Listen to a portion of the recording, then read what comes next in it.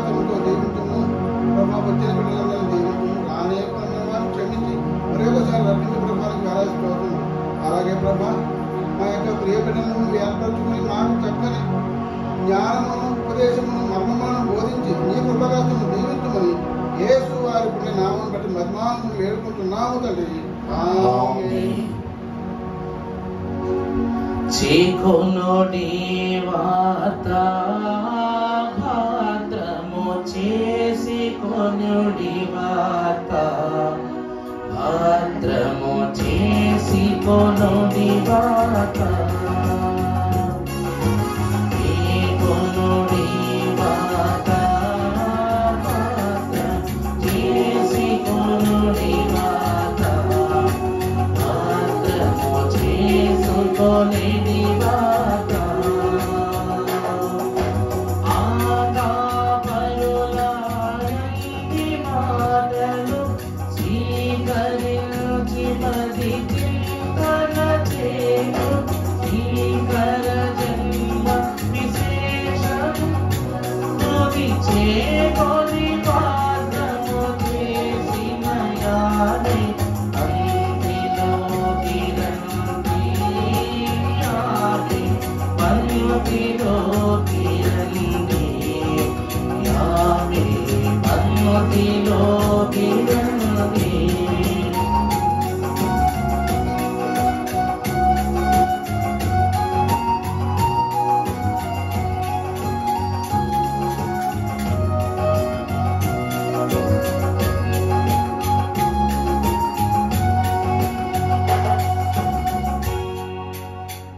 దేవుని యొక్క మహిమాన్వితమైన కృపా సమాధానము ఈ దినము, ఈ తరుణము, ఈ సహవాస సమయము ఆయన మాటలను మన హృదిలో ముద్రగా వేసుకుని భద్రము చేసుకుని పోతున్న మీ అందరికను త్రిత్వ దేవుడు సదా తన మహిమ కాంతిని ప్రకాశింపజేయును గాక.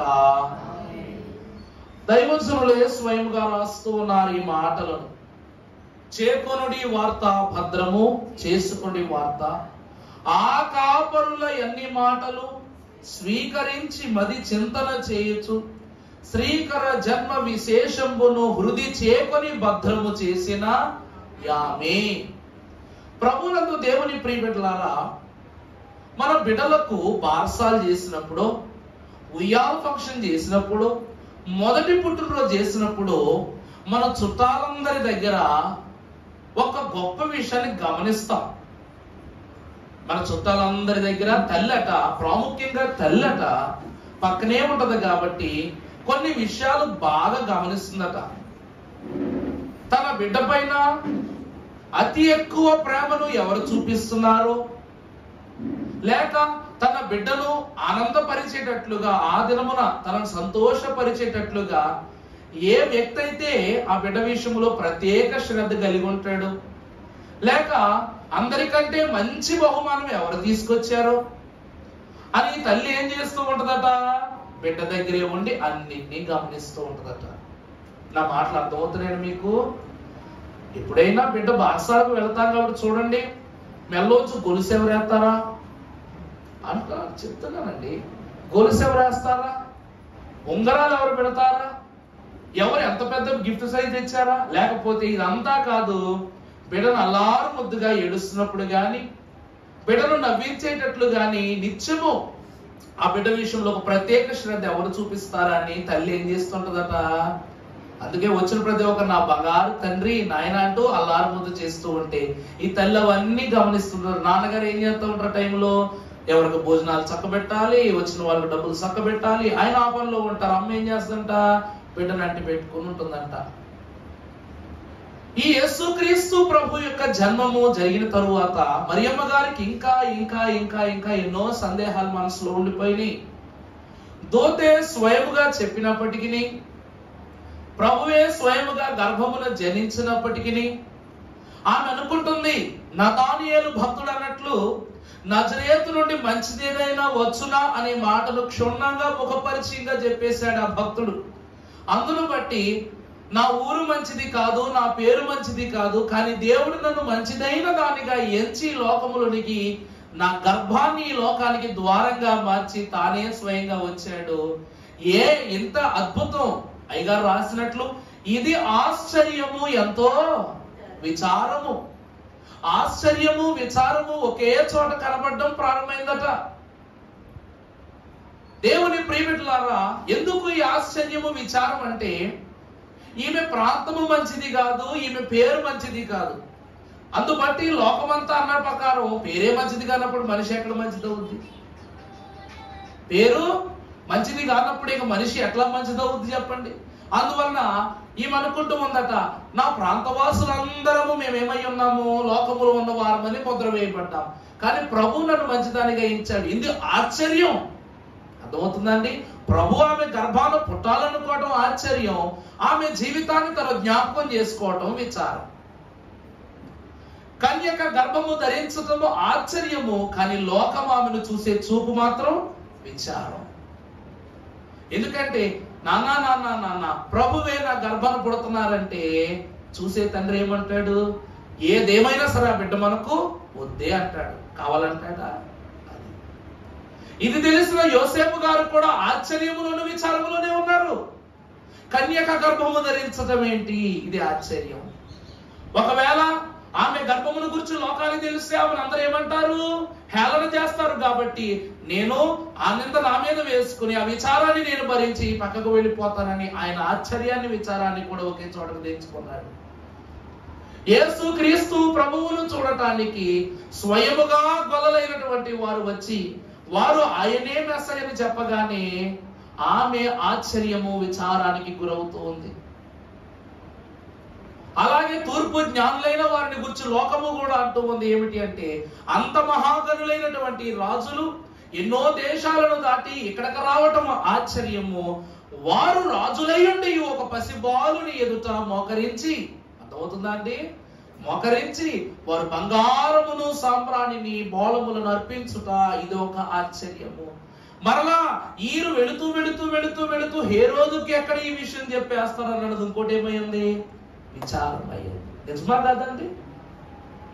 మనం ఎవరైనా మన ఇంటికి వచ్చారనుకోండి, కాఫీ గ్యాప్ లో పిచ్చాపాటి మొత్తం మాట్లాడేసుకోవచ్చు. ఒక కాఫీ పూర్తయ్యేలోపు. అందుకే కాఫీ స్ట్రాంగ్ గా కావాలా లైట్ గా కావాలంటే స్ట్రాంగ్ గానే కావాలి. ఎందుకంటే స్ట్రాంగ్ గా మాట్లాడడానికి ప్రిపేర్ అవుతాం కదా, స్ట్రాంగ్ గానే కావాలి. వారు అన్ని దేశాలు దాటి వచ్చింది ఎందుకు? గిఫ్ట్లు ఇచ్చేసి ప్రభువా మరణాత్ అని చెప్పి వెళ్ళిపోతారుగా? కాదు. ఎన్నో గొప్ప సంగతులను వారు ఆ ప్రయాణంలో చూస్తూ వచ్చారు. అద్భుతాలన్నిటినీ ఏం చేయాలట? మరియమ్మ గారికి చెప్పాలి, యోసేపు గారికి చెప్పాలి. చెప్పాలా వద్దండి? ఈ విషయాలన్నిటినీ పక్కనే కూర్చుని తల్లి ఏం చేస్తుందంటే చేకొని భద్రం చేసుకుంటుందంట హృదయంలో. మన బిడ్డ గురించి గొప్ప చెప్తే ఏ తల్లి ఆనందంగా అయ్యిందో? వంట మాడిపోయినా, పోపు మాడిపోయినా, గ్యాస్ పేలిపోయినా కూడా ఏం చేస్తూ ఉంటుందంట? ఆ పోతే పోయింది కొత్తపడి కొనుక్కొచ్చారంట. మరియమ్మ గారు కూడా అదే ఉన్నత స్థితిలో ఉన్నారు. ప్రియబిడ్డలారా, ఈ రోజు మనము రక్షణ అనే గర్భములు పెరుగుతున్న సంఘమైన శిశువై ఉన్నాం. మనం ఎవరమండి? రక్షణ అనే గర్భములో పెరిగే సంఘములు చెప్పబడిన శిశువులమై ఉన్నాం. అప్పుడు ఆదాము అవ్వలు ఒక వరుసే, మనం ఒక వరుసే. వాళ్ళ యొద్దకు పాములా వచ్చాడు, మన దగ్గరకు గొర్రెలా వస్తాడు సాతాను. అర్థమైందా అండి? వారి యొద్దకు సర్పములా వచ్చాడు, యుక్తి గలది కాబట్టి. మన దగ్గరికి ఎలా వస్తారు? గొర్రెలా వస్తాడు. సౌమ్యం గలదు కాబట్టి. మనుషులందరూ తెలివైన వాళ్ళు అయిపోయారు కదా ఇప్పుడు. అందుకట వినయాన్ని స్వభావాన్ని ధరించుకుని విశ్వాసుల దగ్గరికి వస్తాడట సాతానుగాడు. అలాంటి విషయములను బట్టి ప్రభు అయిన యేసు క్రీస్తు ప్రభువును గురించి జ్ఞానులు పలికిన మాట, దూతలు పలికిన మాట, గొల్లలు పలికిన మాట, మహాభక్తులు పలికిన మాటను ఆమె ఏం చేస్తుంది? ఆ పశువులతోటి ప్రక్కనే కూర్చొని చేకొని భద్రము చేసిన యామె పంక్తిలోకి రండి, యామె పంక్తిలోకి రండి. పంక్తి అనగా వరుస. పంక్తి అంటే ఏంటండి? వరుస. ఆమె వరుసలోకి రండి.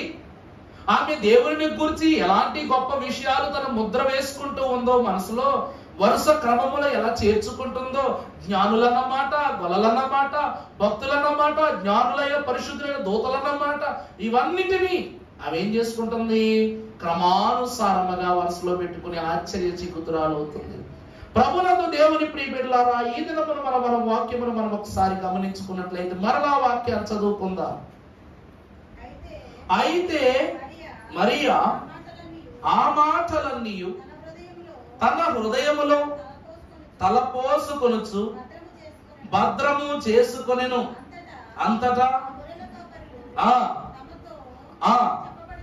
చెప్పబడినట్లుగా తాము విన్న వాటిని కన్న వాటినన్నిటినీ గూర్చి దేవునిని మహిమపరచుచు స్తోత్రము చేయుచు తిరిగి వెళ్ళిరి. ప్రభువునందు ప్రియబిడ్డలారా, పరిశుద్ధ వాక్యములో మనము గమనించినప్పుడు ఈ మాటలన్నీ ఒకరితోనొకరు ఏం చేస్తున్నారట? కన్న వాటిని విన్న వాటిని ఒకరితోనొకరు ప్రచురం చేసుకుంటూ ఉన్నారట. ఇప్పుడు వీరు మాట్లాడుకునే మాటలు ఏ మాటలు?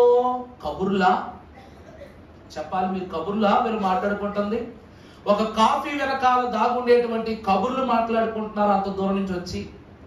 అర్ధరాత్రి వచ్చినటువంటి గొల్లలు, దేశాలు దాటి వచ్చిన జ్ఞానులు, లోకాలు దాటి వచ్చిన పరిశుద్ధులైన దూతలు, వీరు ముగ్గురును సమాధానకర్త అధిపతి ఎదుట సమాధానముగా ఉండి, అర్థమైందండి? వారెవరు? నేను దూతల్ని, మేము మీకంటే పరిశుద్ధులమని గొప్పలేదు, నేను రాజును, గొల్లలు బయట ఉండండి, మేము మాట్లాడి మేము బంగారమే నిచ్చొచ్చేందుకు మేము అంత దేశం నుంచి వచ్చామని వారి గొప్ప వారికి లేదు. గొల్లలైనటువంటి వారు, ఈయన మాకు కాపరి, దూత మాకే చెప్పింది కాబట్టి మేమే గొప్ప వారికి లేదు. వీరిలో వీరు ఏం చేస్తున్నారంటే ఒక సంభాషణ నడుపుకుంటూ ఉన్నారు. ఈ సంభాషణ పేరు ఏమిటి అనగా వాక్యము. ఈ సంభాషణ పేరు ఏమిటండి? వాక్యము. వారు దేనిని గురించి మాట్లాడుకున్నారట? వాక్యము శరీరధారి అయి కృపా సత్య సంపూర్ణునిగా ఈ లోకమునకు వచ్చిన వయనమును గూర్చి వారు ఏం చేస్తున్నారట? మాట్లాడుకుంటూ ముచ్చటిస్తున్నారు. అందుకే మురియుచూ వేయండి ఉయ్యాలో ముత్యాల హారములు ఉయ్యాలు. వారి మాటలన్నీ అట ముత్యాల హారములు లాగా ప్రభువుకు ధరింపజేస్తూ ప్రభు ఘనతను ప్రచురం చేస్తున్నారు. ఇర్మియా గ్రంథము 15వ అధ్యాయము 16వ వచనమును మీరు ఒక్కసారి చూసినట్లయితే, ప్రియులారా, నీ మాటలు నాకు దొరకగా నేను వాటిని భుజించితిని. యెహోవా దేవా, నీ పేరు నాకు పెట్టబడెను.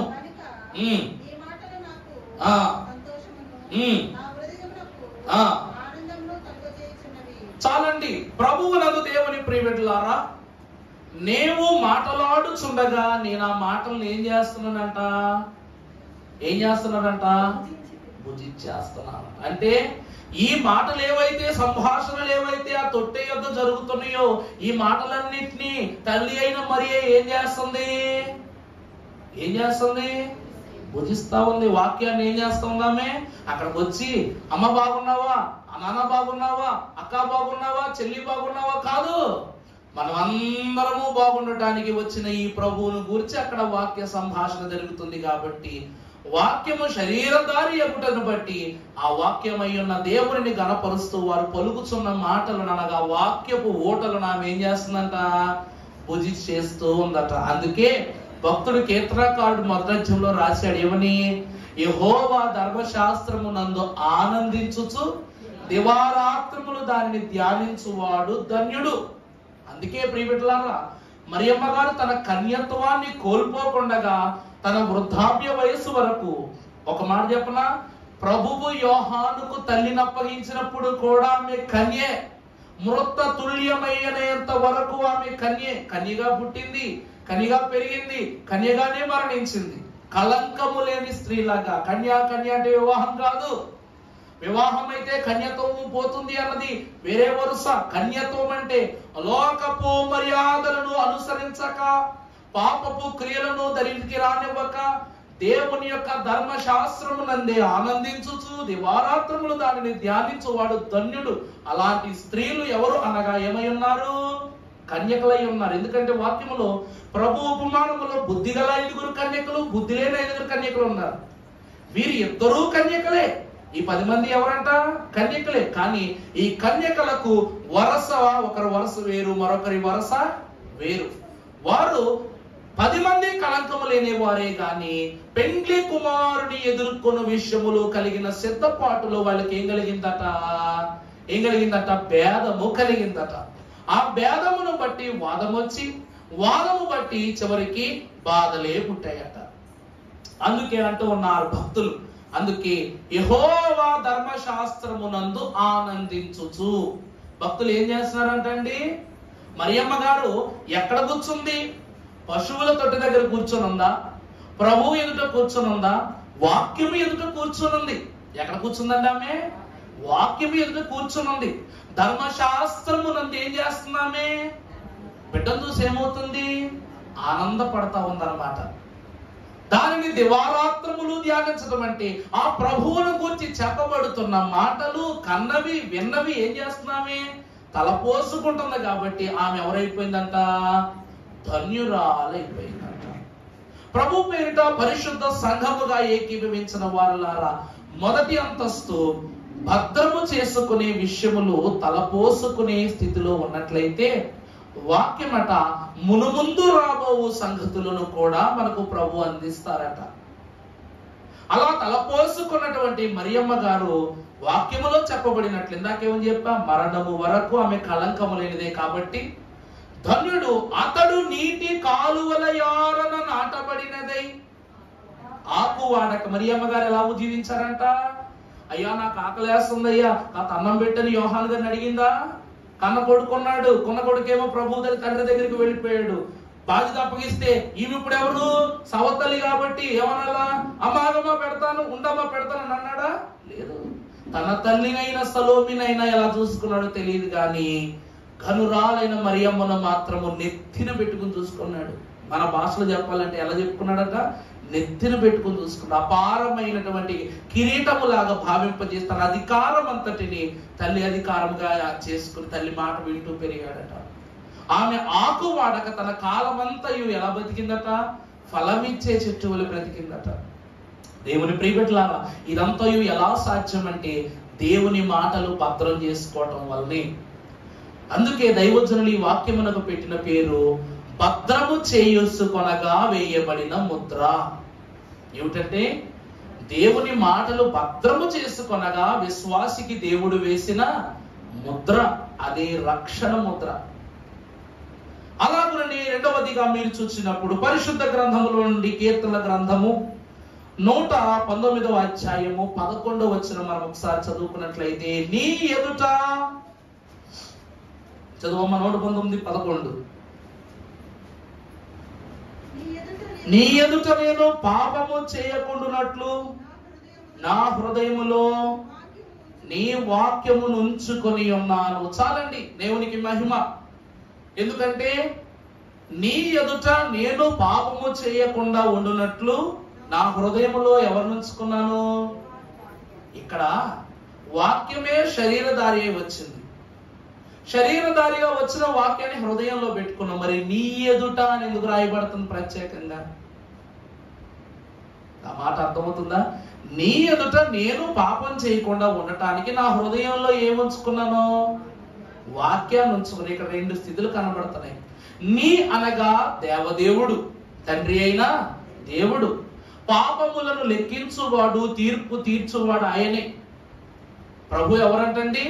తీర్పు తీర్చేవాడు అయి ఉన్నాడు. అందుకే నువ్వు ఓరకనే నిలిచి ఉండవు, నీ శత్రువులకు నేను ఏం తీరుస్తానంటున్నారు ప్రభు? తీర్పు తీరుస్తానంటున్నారు.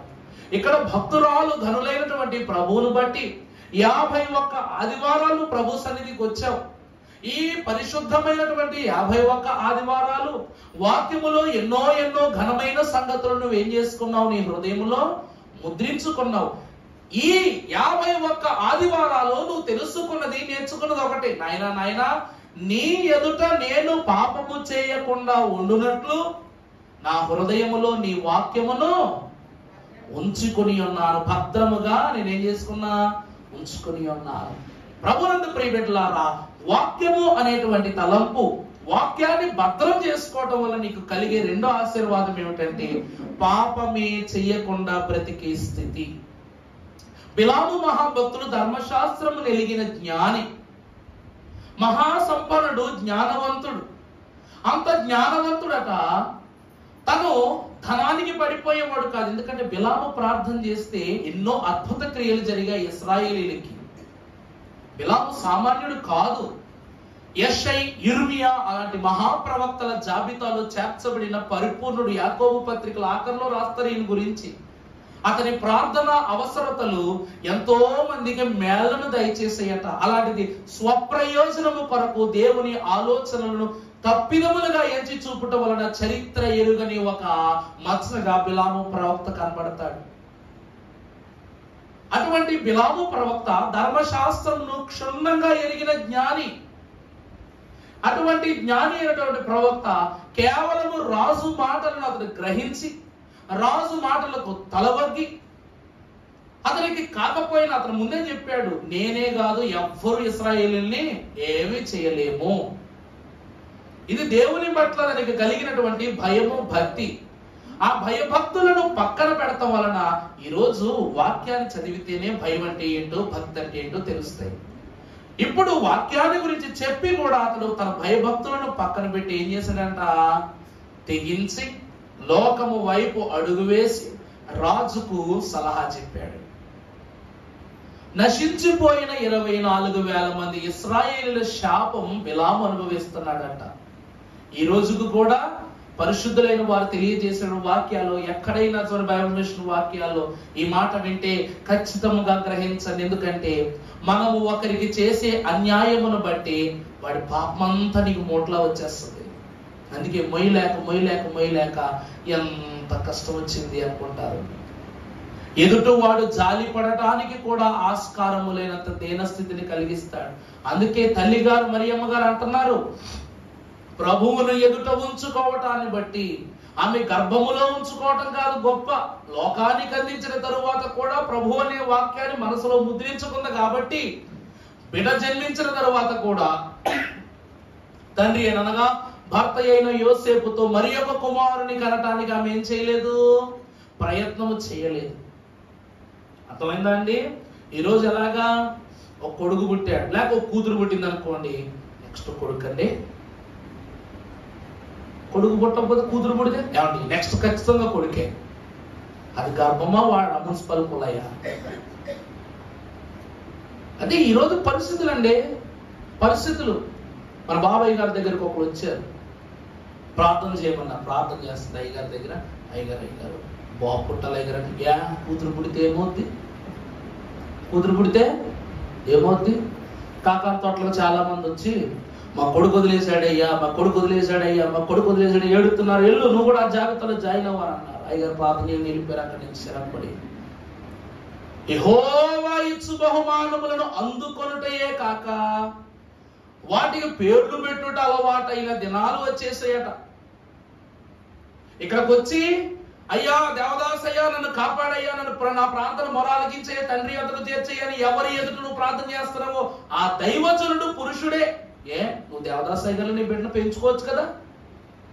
వాక్యములో ఎస్తేర్ అని, రూత్ అని, మరియమ్మని, దేవునికి జన్మనిచ్చిన తల్లిని ఎంతో మంది స్త్రీలు ఉన్నారు. ఆ పుణ్య స్త్రీలని బిడ్డ కావాలనుకోవచ్చు కదా. లేదు నాకు కొడుకే కావాలి.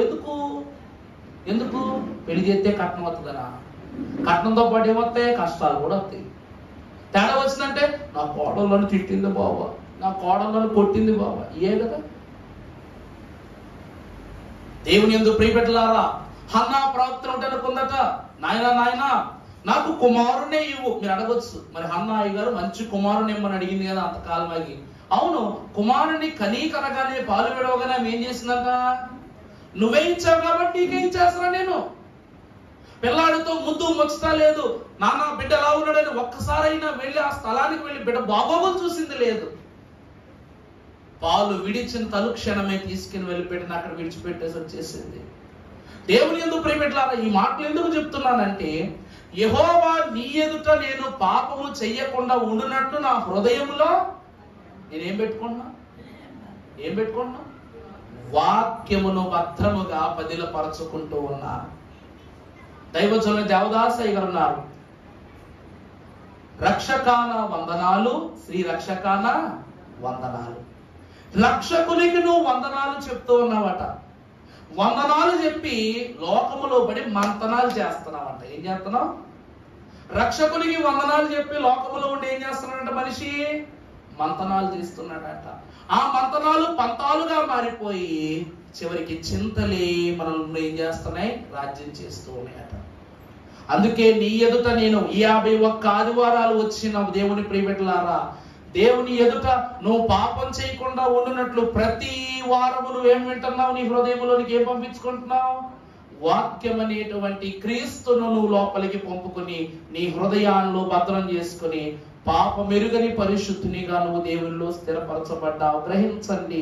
అందుకే నువ్వేం చేయాలంట? ఈ మాటలు తలపోసుకోవాలి.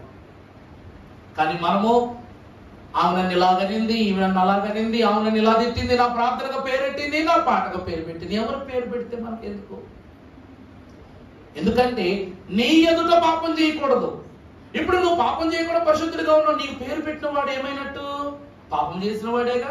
అది కూడా దేవుని ఎదుటే పాపం చేసినవాడు కాబట్టి నువ్వు ఊరకనే నిలబడి నేను తీర్పు తీరుస్తానన్నాడు. ప్రభునందు ప్రియబిడ్డలారా, ఎప్పుడు మనసులోనికి లేనిపోని మాటలు, అయ్యగా రాశారుగా, లేనిపోని మాటలు హాని తెచ్చును తీర్పుండును సుమి అన్నారు. చివరికి ఏం తెచ్చి పెడతాయంట? లేనిపోని మాటలు హాని తెచ్చి పెడతాయంట. మనము ఉరకనే ఉన్నాం అనుకోండి, ఆ లేనిపోని మాటలు వానికే హానిగా ఇస్తాడు దేవుడు. మరియమ్మ గారట ప్రభువును నిందించిన, కొట్టిన, తిట్టిన, ప్రభువును విడిచిపెట్టి వెళ్ళిపోయినా ఎప్పుడు ప్రభు దగ్గరికి వచ్చి నిన్ను వదిలేసి వెళ్ళిపోయినా నాయన, వదిలే వాళ్ళు విడిచిపెట్టే, కొత్త వాళ్ళని చూసుకుందాంలే, కొత్త శిష్యులను ఏర్పాటు చేసుకుందాంలే, నీకేంటి, నువ్వు బోధిస్తే రాని వారెవరు, నువ్వు పిలిస్తే ఆలకించిన వారెవరు, నువ్వు ప్రేమిస్తే ప్రేమను పొందుకొని వారు ఎంతో మంది ఉన్నారు ఇశ్రాయేల్ దేశంలో, ఎందుకు ఆ శిష్యులు ఎందుకు ఆమె ఎందుకు అని అందామే. ఆమె ప్రభు విషయంలోనే కాదు, తండ్రి ఉద్దేశించి నెరవేర్చిన ప్రతి విషయములోనూ కూడా పాపమెరుగని స్త్రీయే. 51 ఆదివారం ఈ సంవత్సరం నువ్వు ఒక కన్యకగా రెడీ అయ్యావు. ఇది 52వ ఆదివారం. ఈ 52వ ఆదివారం నీ కన్యత్వమునకు కలంకము తెచ్చు ఏదైనాను దానిని దూరపరచాలంటే నీ హృదయంలో వాక్యమనే ముద్రను భద్రం చేసుకోవాలి. చేసుకుందామా వద్దా? చేసుకోవాలి. మరొక మాట పరిశుద్ధ వాక్యములో మీరు చూసినట్లయితే, మహోన్నతుడు సర్వోపకారియకు ప్రభు తన నామమును బట్టి తెలియజేస్తున్న పరిశుద్ధమైన మాట రోమాపత్రిక 10వ అధ్యాయము 8వ వచనాన్ని మీరు ఒకసారి చూసినట్లయితే, వాక్యము నీ యొద్దను, నీ నోటను, నీ హృదయములోనూ ఉన్నది, అది మేము ప్రకటించు విశ్వాస వాక్యమే. భక్తులారా, దేవుని ప్రియబిడ్డలారా, జనుడు అంటూ ఉన్నాడు, అపోస్తలుడు పౌలు భక్తుడు అంటున్నాడు ఏమని? వాక్యము నీ యొద్దను, నీ నోటను, నీ హృదయములోనూ ఉన్నది. గొల్లలైన వారు చెప్తున్నారు ప్రభువుని గురించి, అది వాక్యమట. జ్ఞానులైన వారు ఏది వెంటబెట్టుకుని వచ్చారు? వాక్యం అనేటువంటి స్థితిని వెంటబెట్టుకుని వచ్చారు. చివరికి హృదయంలో కూడా ఏముందట? వాక్యమే ఉంది. ఈరోజు బైబిల్ పట్టుకురావటం గొప్ప, బైబిల్ నిన్ను పట్టుకురావటం గొప్ప. నా మాటలు బాగా అర్థమవుతున్నాయి లేదా మీకు? బైబిల్ మీరు పట్టుకురావటం వల్ల గొప్ప, లేక బైబిలే మిమ్మల్ని పట్టుకురావటం వల్ల గొప్ప? బైబిలే మిమ్మల్ని పట్టుకురావాలి, బైబిల్ పట్టుకురాదు, పట్టుకెళ్తుంది. నా మాట అర్థమైందండి? నువ్వు బైబిల్ పట్టుకొచ్చావనుకో, బైబిల్ నిన్ను పట్టుకెళ్తుంది పరలోకానికి. అర్థమైందండి? అందుకే అయ్యగారు ఏమని రాశారు? లోకమును దానిలోని సమస్తమైన ఆశలో, లోకమును దానిలోని సమస్తమైన ఆశలో, నాకు వద్దు యేసే చాలు, సాతానా నా వెనుకకు పో, నాకు వద్దు యేసే చాలు, సాతానా నా వెనుకకు పో. హల్లెలూయా హల్లెలూయా హల్లెలూయా యేసుకే, హల్లెలూయా హల్లెలూయా హల్లెలూయా ఏమిటంట? లోకమును దానిలోని సమస్తమైన ఆశలు నాకు వద్దు, యేసే చాలు, సాతానా నా వెనుకకు పో. ఎందుకో చెప్పనా? లోకము వద్దంటున్న నీ నాలుక మీద వాక్యం ఉంది కాబట్టి, దానిలోని సమస్తమును వద్దంటున్నావు కాబట్టి నీ హృదయములో కూడా ఏమన్నట్టే? వాక్యమునట్టే. దేవుడు నీ నోటి మీద వాక్యం ఉంచాడు, నీ హృదయములో వాక్యం ఉంచాడు, నీ ఆలోచనల యావత్తులను వాక్యం ఉంచాడు. కాబట్టి సాతానుకు లోపలికి రావడానికి చోట్లేదు, సాతానికి లోపలికి రావడానికి చోట్లేదు.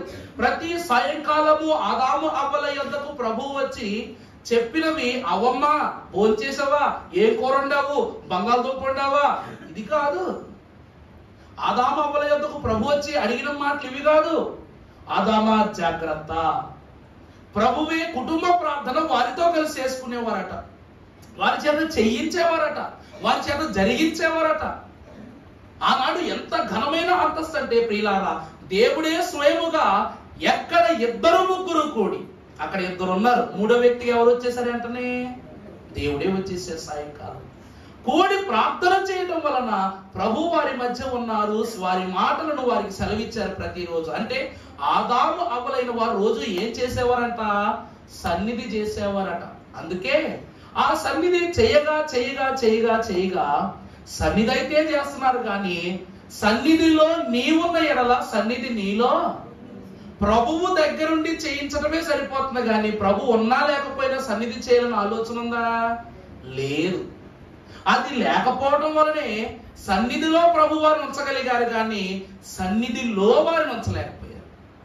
అందువల్ల సాతానుడు ఏమొచ్చాడంట, నాలుక మీద సన్నిధి లేదు, హృదయములో సన్నిధి లేదు. ఇంకేమిటమ్మా మాట చదువమ్మా, వాక్యము నీ యొద్దను నీ నోటను నీ హృదయములోను ఉన్నది. తరువాత అది మేము ప్రకటించు విశ్వాస వాక్యమే. అదేదనగా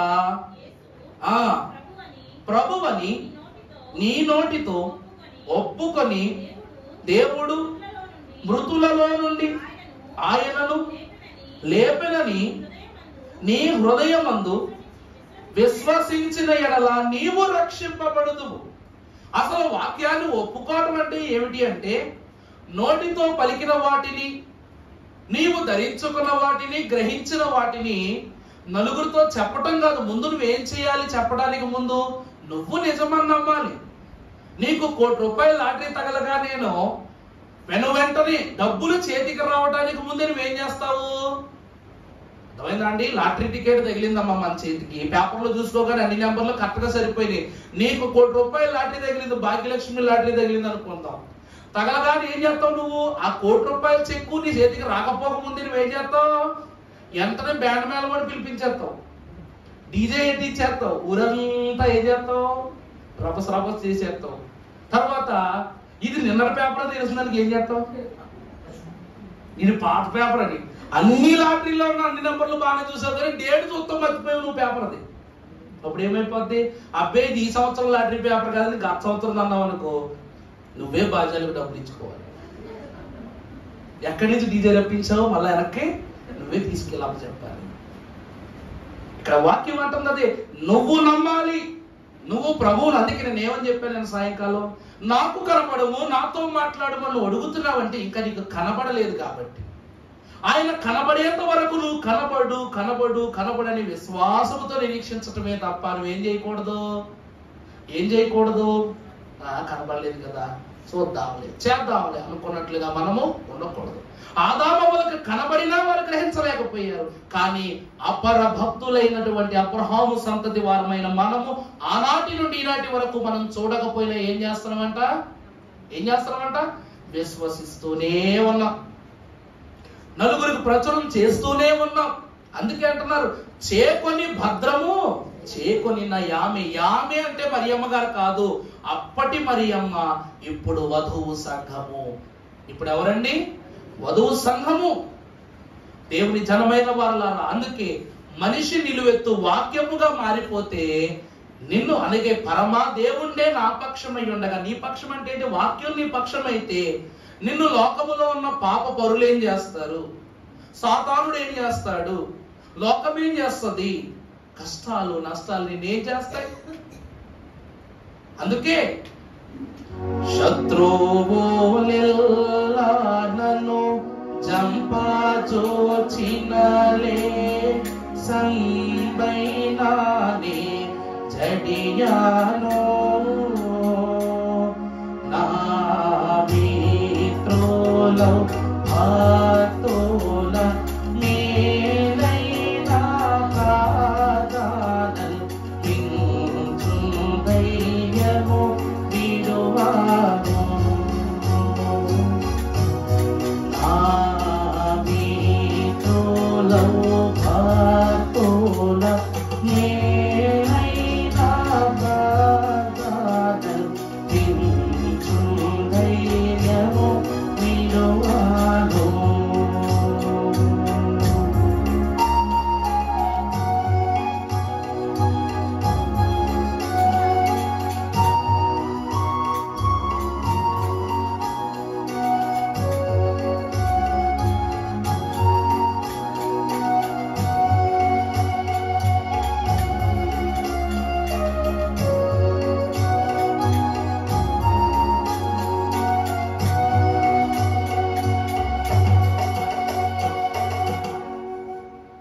శత్రువులెల్లా నన్ను చంప చూసినా నేను లేసంబైన జడియను. కారణం ఏమిటంటే నీ మిత్రులో భక్తులు వాక్యమనేటువంటి అంతస్తుతో వారు మేలైన ప్రార్థనతో వాక్యంలో ఉన్నావు కాబట్టి నీ మిత్రులు ఏం చేస్తారు నీ కోసం? మామూలు ప్రార్థనలు కాదు, కీడు కేవలము కిడంచుగా భావిస్తున్నావు నువ్వు. కానీ నీ భక్తులు నీ కొరకు ఏ ప్రార్థన చేస్తున్నారు? కీడు చాటు మేలంటంగా. మేలంటే ఏంటి? భక్తులు చేసిన మేలైన ప్రార్థన. భక్తులు ఏం చేస్తున్నారండి? మేలైన ప్రార్థనను మించిన ధైర్యమును నేను విడువను. ప్రభునందు దేవుని సంఘమైన వాళ్ళ మరియమ్మ గారట బిడ్డను ఈ లోకానికి అందించడానికి ఎంత ప్రసవ వేదన అనుభవించిందో, బిడ్డ ఈ లోక భారమును భరించుటకు వచ్చి శ్రమ పడుతున్నప్పుడు కూడా అంతే బాధపడిందట. తను బాధపడింది కానీ తన బిడ్డను అలా చేసిన ఏ కుటుంబాన్ని ఎప్పుడు పల్లెత్తి మాటం లేదు. నా కొడుకు రక్తం కళ్ళ చూశారని ఏ రోజు ఒక పల్లెత్తి మాటంలా. అంటే ఆమె దేనిని ధరించుకుంది చెప్పండి? వాక్యాన్ని ధరించుకుంది. ఒక మాటను మీకు పరిశుద్ధ గ్రంథంలో పరిచయం చేస్తాను. కొలస్సీలకు రాసిన పత్రిక 2వ అధ్యాయము అపోస్తలుడైన పౌలు భక్తుడు కొలస్సీలకు రాసిన పత్రిక 3వ అధ్యాయము 5వ వచనం చదవండి అమ్మా.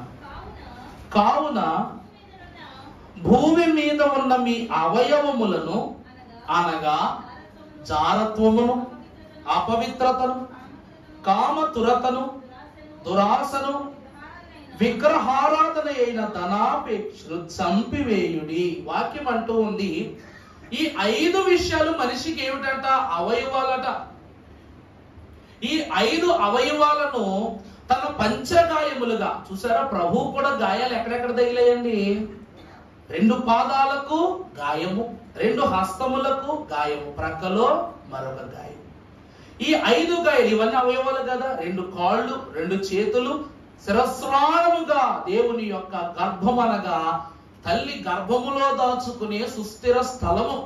ఆ స్థలములో గర్భములో ఆ ఈటితో పడవగానే తన శరీరములో ఉన్నటువంటి రక్తమంతయు ఏకధారగా కారిన స్థలము, తన ఏక రక్షణను అందించిన స్థలం.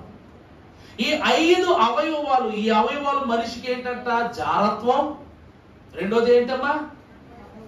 అపవిత్రత, కామతురాతత్వం, దురాశయు, విగ్రహారాధన. 5 ఏమై ఉన్నాయి? ధనాపేక్ష అనగా విగ్రహారాధనతో కూడిన ధనాపేక్ష. అనగా అబ్రహాం గారు ఒక మాట అనుకున్నాడంట, మహానుభావుడు. ఏమనంటే, నా తండ్రి విగ్రహాలను తయారు చేసి వాటిని అమ్మి సొమ్ము సంపాదిస్తున్నాడు. అంటే దేవుణ్ణి అమ్మి ఏం చేస్తున్నాడు? సొమ్ము సంపాదిస్తున్నాడు. అందువలన నేను ఎలా ఉండకూడదయ్యా అంటే, నేను అలా సొమ్ము సంపాదించే వాడను కాకూడదని మహాభక్తుడైన అబ్రహాం గారు అనుకున్నారట. అందుకే మా నాన్నకు ఇంత డబ్బు తెచ్చి పెడుతున్న దేవుళ్ళారా, నాకు ఒక గ్లాస్ మంచినీళ్ళు తెచ్చి పెట్టరా అన్నాడంట అబ్రహాం. అబ్రహాం ఏమన్నాడు? నేను నమ్మి మా నాన్నకు మీ ద్వారా ఇంత డబ్బు సంపాదిస్తున్నారంట. విగ్రహాలు ఏం చేస్తున్నాయి? బోల్డ్ అంత డబ్బు సంపాదించి పెడుతున్నాయి. మా నాన్నకు అంత సంపాదించి పెడతాను, మీరు మిమ్మల్ని కష్టపడి నెత్తి మీద పెట్టుకుని మరి అమ్ముతున్నాను కదా, నేను తట్లో పెట్టుకుని వెళ్ళి నాకు మిమ్మల్ని అమ్మి అలసట వచ్చింది. మీరు నాకేం చేయాలా? మీరు నాకేం చేయండి? ఒక గ్లాసు మంచినీళ్ళు ఇచ్చి నన్ను నాకు కాస్త సేద తీర్చదని అడిగాడు. ఇవేమి ఆ పని చేయలేకపోయాయి. విగ్రహారాధనతో కూడిన ధనాపేక్ష. విశ్వాసకి ఏమవుతుందంట లోకంలో మరొక అవయవం చెప్పండి? దేవుడు ఎదురుగానే కొబ్బరికాయ కొడతాం, ఎవరో చూడకుండా కొబ్బరికాయ తీసుకెళ్లి పచ్చడి చేసేసుకుంటాం.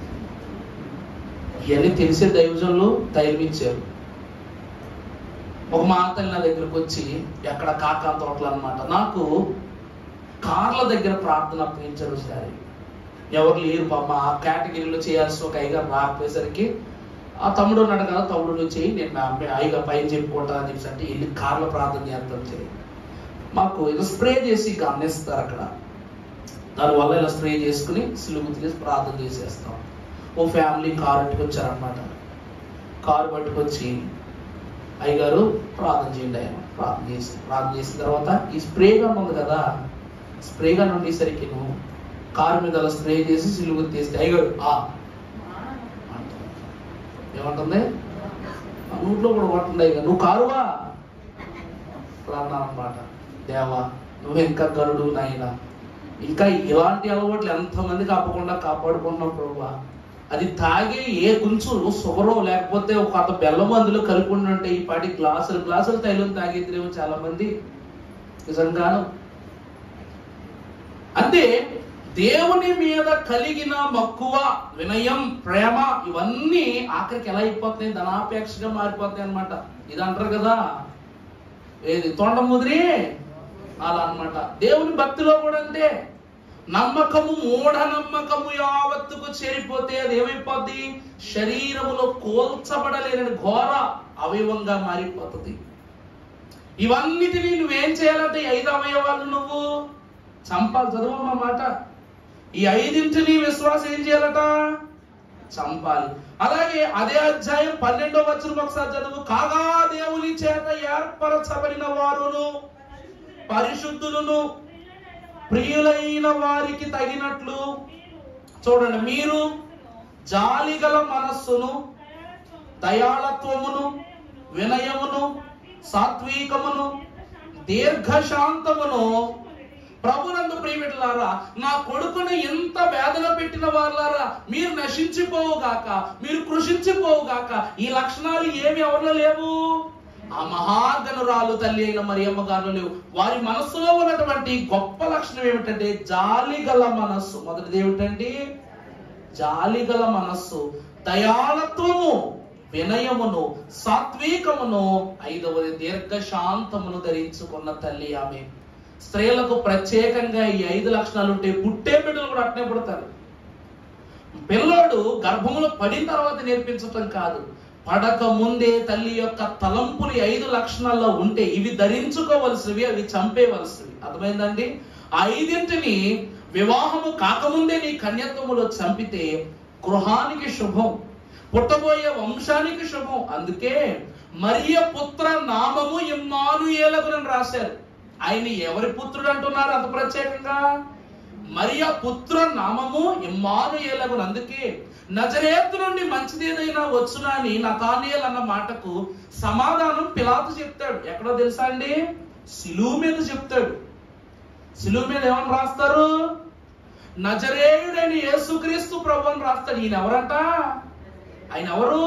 నజరేయుడైన యేసుక్రీస్తు ప్రభు. అంటే మంచిది ఏదైనా వచ్చునా అన్న దానికి అంతమంది పురజనుల మధ్యలో ఇంత మంచి సూచనను ఒక పెద్ద బోర్డు పెట్టి మరి రాస్తాడు. సిలువ మీద రాస్తాడు మాటని. కనులైన దేవుని జనాంగమైన వారలారా, మంచిది ఏదైనా వచ్చునా అన్న ఒక్క మాటకి జనులందరి యొక్క మాటలను కట్టివేయునట్లు ఉదాహరణ చూపించాడు దేవుడు. ఈ రోజు వాక్యాన్ని నీ హృదయంలో ధరించుకుని నడుస్తున్నావు, మరి నిన్ను మాత్రం దేవుడు విడిచిపెట్టేస్తాడా? 51 ఆదివారాలు కాపాడాడు. 52వ ఆదివారం అవకాశం కాదండి, ఇది అవకాశం కాదు. ఈ ఒక్క ఆదివారం గడిచిపోతే సంవత్సరం పరిశుద్ధి అయిపోయాడు. మరి వచ్చే సంవత్సరం మళ్ళీ కొత్త వారం మొదలైపోతుంది. మరి దాని విషయంలో, దాని ప్రక్రియలో మళ్ళా కొత్త ప్రార్థన మొదలు పెట్టాలా? దాచుకున్నది ఖర్చు పెట్టుకునే విశ్వాసం మనం కూడగట్టుకోవట్లేదు. తరాలు మారినా, తలంపులు మారినటువంటి గొప్ప విశ్వాసాన్ని దేవుడు మనకిస్తూ ఉన్నాడు. 1 దినము గడుపుట 1000 దినముల శ్రేష్టం. 52 ఆదివారాలు అవుతున్నాయి ఈ రోజుతో. 52,000 దినాల దీవెనను నువ్వు ప్రభు ఎంత సంపాదించుకున్నావు? ఎన్ని 365 వేసుకోవాలో లెక్కన ఈ ఒక్క సంవత్సరాన్ని గమనిస్తే. అందుకే ప్రియబిడ్డలారా, నీతి నియమములతో కూడిన ప్రభు యొక్క గొప్ప గొప్ప మాటలను సంగ్రహించుకుని మరియమ్మ గారు ధన్యురాలైంది.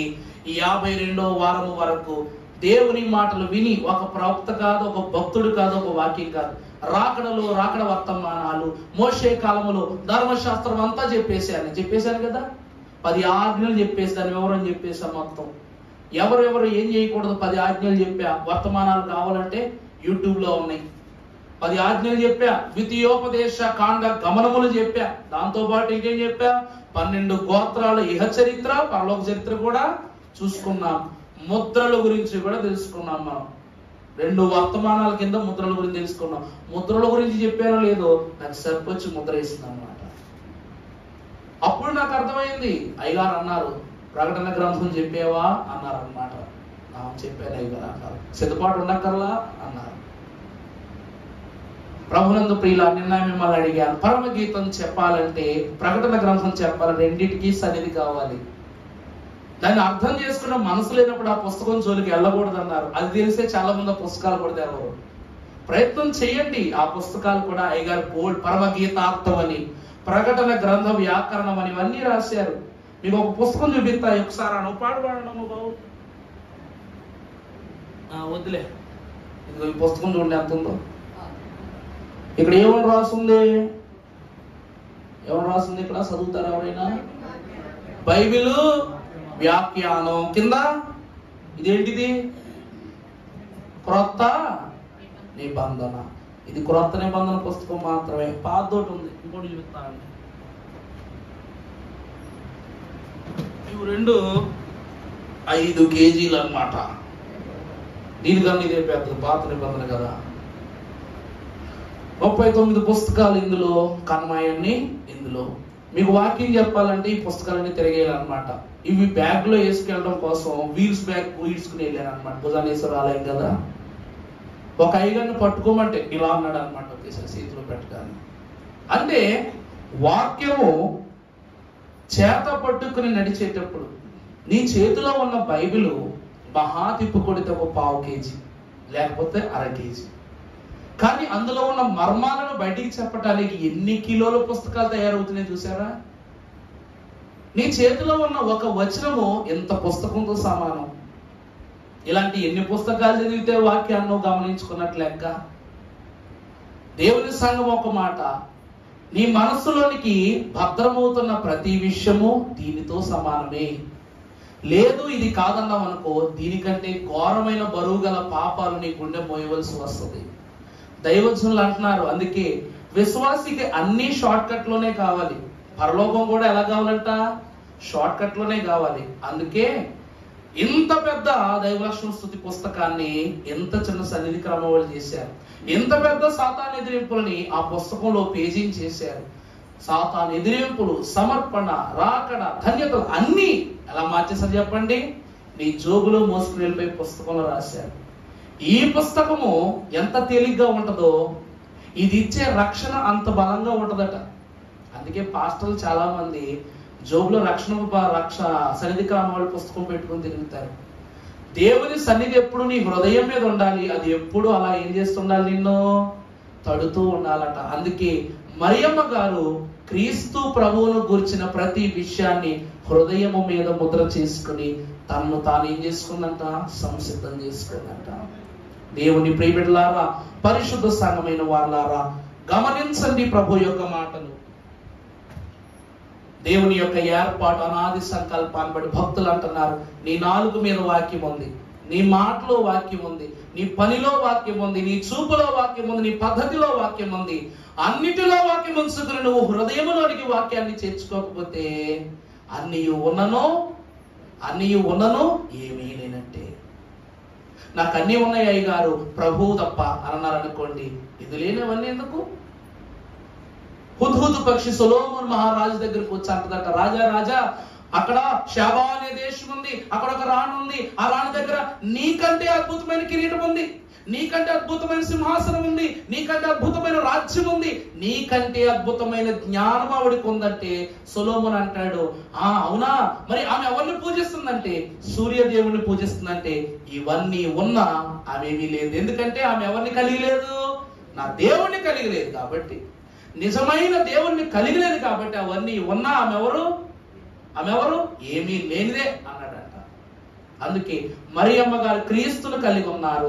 ఈ 51 ఆదివారాలు ప్రతి క్షణము మనము దేవుని ఆత్మీయతలో కలిగి ఉన్నాం. చిన్న చిత్తకో ఈ గారు కష్టమైపోతుంది, వాక్యం చివరకు తొందరగా అన్నారు కానీ వెంట మానేశారా?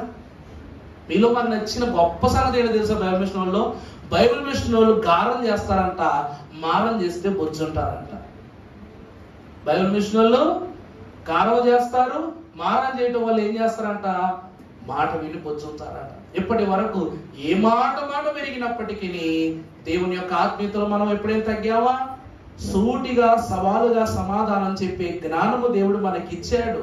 అట్టి ధన్యతతో 52వ ఆదివారము మరియమ్మ వలె జ్ఞానులు చెప్పిన, గొల్లలు చెప్పిన, దూతలు చెప్పిన, స్వయముగా దేవుడే చెప్పిన ఆ మాటలన్నిటినీ వాక్య ఊటగా చేసుకుని భద్రము చేసుకున్న మరియమ్మ వలె రేపటి వధువు సంఘ స్వాస్థ్య అంతస్తులోనికి చేర్చబడిన మీ హృదయములోను రాబోవు నూతన వత్సరపు మేలులను, ఎదుర్కొనబోవు సవాళ్లను కూడా ప్రభువు మునుముందే మీకు తెలియజేసి రాకడ అంతస్తునకు పాపమే ఎరుగని కలంకము లేని స్త్రీ వలె వధువు సంఘము వలె మిమ్మల్ని సిద్ధపరచి దీవించునుగాక. ఆమేన్. పరిశుద్ధుడా స్తోత్రములు. ఈ క్రొద్ది మాటలు మీరేమాలో ఫలింప చేయండి.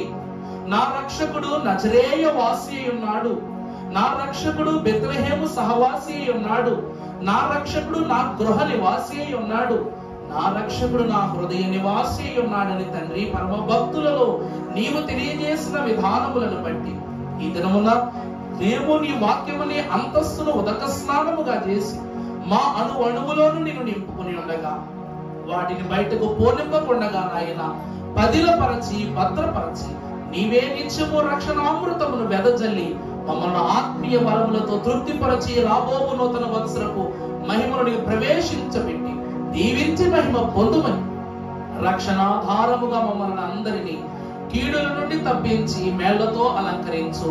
పరమ పవిత్రత భాగ్యమును అందించు యేసు నామమున వేడుకొనుచున్నాము తండ్రి. ఆమేన్. 51 ఆదివారాల పరిపూర్ణ ఆశీర్వాదము నీ దినమును పొందుటకు దేవుని యొద్దకు వచ్చిన వారలారా, దేవుడు 7 అంతస్తులుగా మిమ్మల్ని స్థిరపరచున్నట్లు 51 ఆదివారాల ప్రతి క్షణములో మీరు సంపాదించుకున్న ఆశీర్వాదాన్ని వేల రెట్లు అధికము చేసి మీకు అనుగ్రహించును గాక. ఆమేన్. మరణాత. దేవునికి మహిమ కలుగును గాక. ఆమేన్. ఈ సమయమున కానుక సమర్పణ జరిగించుకుందాము.